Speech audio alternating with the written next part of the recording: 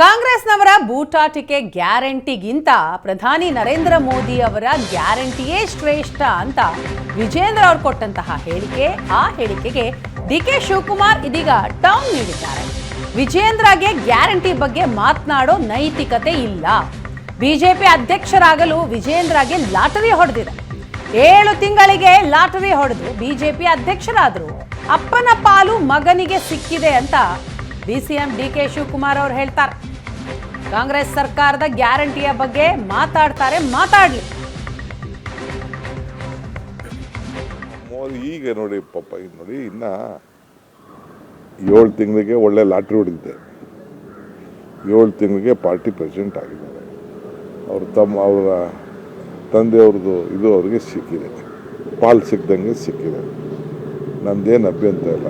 ಹೊಸದಾಗೇನೋ ಮಾತಾಡ್ತಾರೆ, ನಾನು ಅದಕ್ಕೆ ಡಿಸ್ಕರೇಜ್ ಮಾಡಬಾರ್ದು. ಮೋದಿ ಗ್ಯಾರಂಟಿಗಳ ಬಗ್ಗೆ ಏನು ಮಾತಾಡಿದ್ರು ಮೋದಿ ಸಾಹೇಬರು? ಈಗ ಗ್ಯಾರಂಟಿ ಬಗ್ಗೆನೇ ಇಲ್ಲದೆ ಹೋದವ್ರಿಗೆ ಕಾಂಗ್ರೆಸ್ ಗ್ಯಾರಂಟಿನೇ ಪದನ ತಗೊಂಡು ಮೋದಿ ಗ್ಯಾರಂಟಿ ಮಾಡ್ತಾ ಇದ್ದಾರೆ. ಒಬ್ಬ ಮೋದಿ ಈಗ